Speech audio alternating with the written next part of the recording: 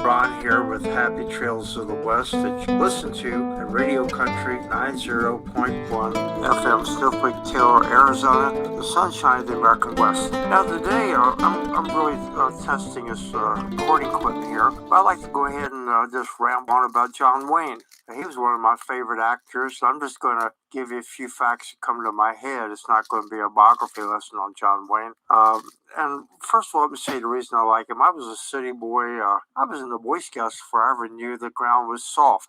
Because, in the backyards of the inner city just gets packed down. But one of the reasons I liked John Wayne, and my father liked him also, was because him and John Ford, who John Ford discovered John Wayne, they did movies. They had the good manners to do movies in places that you and I would love very much to go and see. For example, Miami Valley, I've been there. John Wayne's Alamo, I've been there. The Canyon de Chelly in northern Arizona, Grand Canyon. And that was a good way to introduce folks who did not have the opportunity to visit the West. Now, most people know that John Wayne had two names.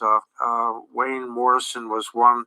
What he was born with. We actually had three names. You see, his mother was a little bit difficult, I guess, to be kind, and she gave him a name. I forget what it was right now. But a few years later, when his younger brother came along, she took that name away from him and gave him the Wayne Morrison name. Then when he became a movie star, John Wayne became his stage name and the name that we've all come to know and love. Duke, where that came from, not for fighting with his dukes. The fireman gave him that nickname as he went to school. His dog would follow him to school, and the dog's name was Duke, so that's where the nickname came from. And John Wayne wanted to have a football career, but he had a surfing accident. He did get a degree, but that prevented him from becoming a professional football player. So they lived in California then, although he was born in the Midwest. And he had a job as a prop man with one of the movie studios. And John Wayne met many people. He had a chance to actually meet Wyatt Earp a little bit, and he would say later that he patterned himself after John Wayne. Being quiet, saying what you mean what you say, being deliberate, a man of action. But John Ford always liked people that were a little bit rough and rowdy. And Duke was playing football, and John Ford asked Duke to show him what he could do, and Duke tackled him, knocked him on the floor, and after that they became friends. Now he got parts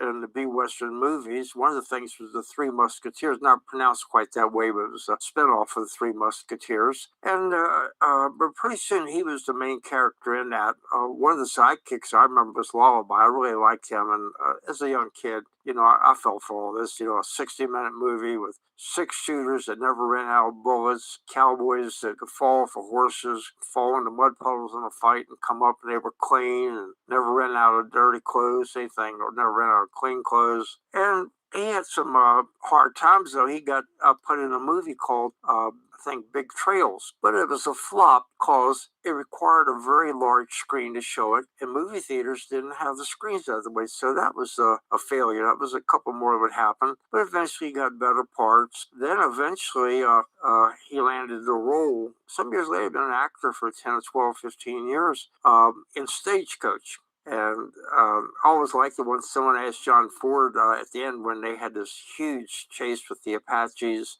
chasing the stagecoach, and the Duke is on the top, shooting the rifle, and just doing everything it takes to win the battle. And one of the newspaper reporters said, "Well, how come the Indians didn't just shoot the lead horse?" And John Ford said that's because they read the script. And that was kind of clever. John Wayne sometimes, at some years, would credit Stagecoach as establishing him as a movie star. I repeat, that established him as a movie star. But he said Red River had Walter Brennan and Harry Carey Sr. in there, and Harry Carey Jr. and Montgomery Clift. He said that movie established him as an actor. And of course, we all know he didn't have the range of someone like Kirk Douglas, but he sure made the movies that you wanted to go out there and walk on that ground. I took a horseback ride in Fort Apache, and 8-hour horseback ride, not in Fort Apache, but in Monument Valley. And unfortunately, the Native Americans had tore the fort down for wood or something, and I really wish I could have just been there and seen that. But his career progressed really, and then the Second World War came along. He didn't go in there. John Ford kept when he had an application, but the Duke wanted to. It was his last chance to make it in Hollywood, I guess. But he did make a lot of propaganda movies, Flying Tigers, Fighting Seabees. That was one of my favorite movies. I saw when I was about 7 years old, and I didn't like the very end where he put an explosive on a bulldozer and ran it into a gas storage area, and burned the enemy out, the Japanese out. And what else? He had the Fighting Seabees. In fact, when I first became a bus driver, you'll see John Wayne go into the Navy Department to straighten them out. And I actually used to drive a bus that went into those buildings, all temporary.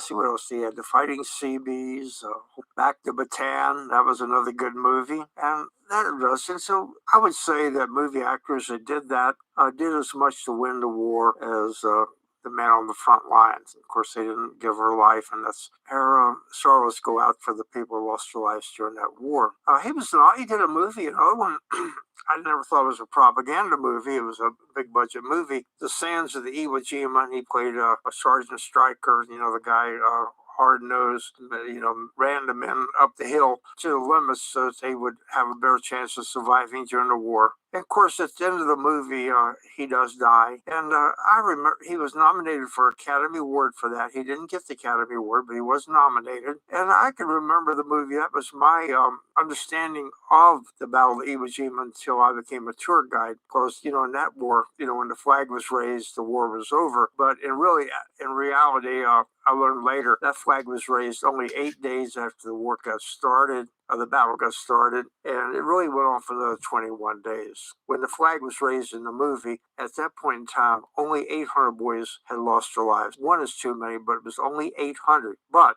20-some days later, when that battle was over, it was up to about 8,000, a 10-to-1 ratio. And so John made some movies I really liked.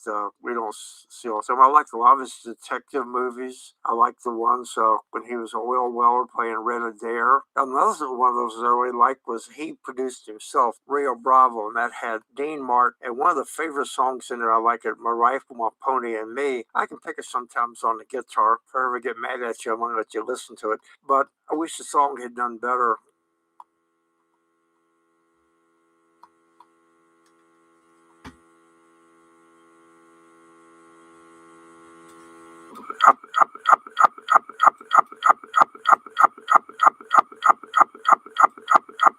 In the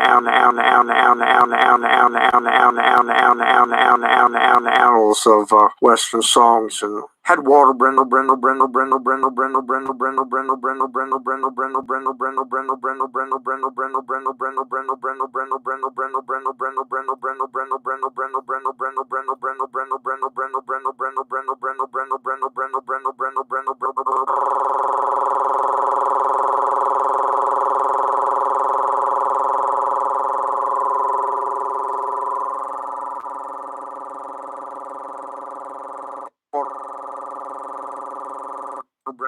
Brendan in there. But the thing that it was a great movie. I liked at the very end.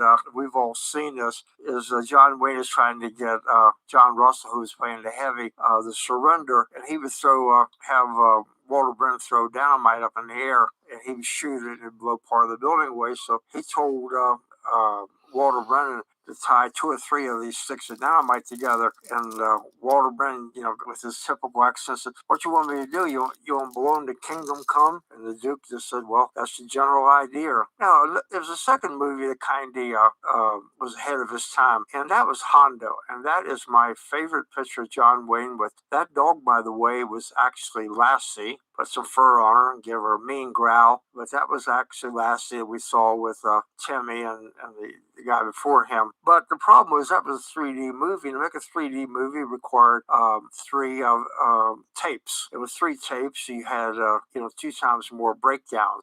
When I saw it, down at I think at the Metropolitan at 10th and F Street. As a young kid, I remember my dad bought me a couple bags of butter popcorn. I ended up getting that butter on the glasses, had to go get them cleaned to get a new one. But he kept on turning those movies out, pretty well like Randolph Scott did. And good movies, had a regular actor a writer to write some of the one-liners for him, like some klutzy guy would say, "I'm sorry," and he would say, "You most certainly are." We had someone paid to do that. But eventually he got the movie True Grit, won Academy Award. It was a great movie. And it was a tie between him and Dustin Hoffman for the Academy Award. But I think a lot of the reasons he got it, because it was a great movie. But, probably a lot of people felt it was his turn. He continued to go on. He made Rooster Cockburn a sequel to True Grit, and I liked the one he did with Chisholm, rancher, and there was a good liner in there. They were stealing his cattle, and the Mexican bandit asked him, when John Wayne called to him, says, "I'll sell them back to you," basically. And he says, "Did you bring gold?" And John Wayne says, "Nope." "Did you bring silver?" "Nope." He says, "Well, what did you bring?" So I brought lead. And they went into a gunfight, and that was really a nice action scene. And Big Jake was another one where they kidnapped his grandchildren. Rena O'Hara had a chance to be with him again. She was also in The Quiet Man. That was a very famous movie and a lot of fun to watch, especially if you're Irish. But in Big Jake, at the very end, it was funny. Richard Boone had told him, he played the heavy, he says, anything goes wrong, your fault, my fault, nobody's fault. He's wanting to bring a truckload, a trash trunk full of money. Anything at all goes wrong, he says, I'm going to blow this kid's head off. 5-year-old kid, 7-year-old kid. So it comes at the very end of the movie. John Wayne throws him the keys. John Wayne's sitting there with his rifle, and he says, well, go ahead and look at the money. Richard Boone opens up that trunk, and he has an expression on his face called, this is a trunk full of newspapers. John Wayne says, anything goes wrong, your fault, my fault, I'm going to blow your head off. And his last movie was Shoot Us, and kind of ironic, man who survived cancer, losing a lung, had to have an oxygen mask when he did True Grit 2. It was about an aging cowboy who had cancer, and he didn't have very long to live. He decided to go out in style with the one last gunfight, fighting Richard Boone, the guy that played Wyatt Earp, one more heavy. But a lot of good dialogue. He really advanced as an actor. A couple more movies I was thinking that I should tell you about. Maybe do that the next time. Oh, yeah, I'll tell you one more story. When he did Hondo, according to the book, this is not my opinion, the lady that played opposite of him, when she showed up, she was a New York actress, and she was right for the spot, but her teeth was in horrible shape, and they had to spend $3,000-4,000, which would probably be like $40 today, getting her teeth fixed. Well, he really didn't want to do a love scene with her. He only had to do one. And Ward Bond was in the movie, so when they were doing the love scene, he goes by and he kicks the camera stand, so the Duke had to do the love scene over again. But I thought she was a good actor. I don't think the movie would have been such a great hit if it hadn't been for her fine performance. By the way, that was adapted from a story that Louis L'Amour wrote. Interesting fact on that, John Wayne approached him for permission to make that into a movie. And Louis L'Amour hadn't published a novel yet. He'd just done short stories. And he wanted to turn it into a novel. And they agreed that Louis L'Amour would endorse Hondo and John Wayne would endorse Louis L'Amour's book. I hope I give you enough of trivia today. We want you to come back. Don't forget to go to my website, cowboyron.com, and my YouTube site, Cowboy Ron. It's Cowboy Ron 22. So long, saying happy trails.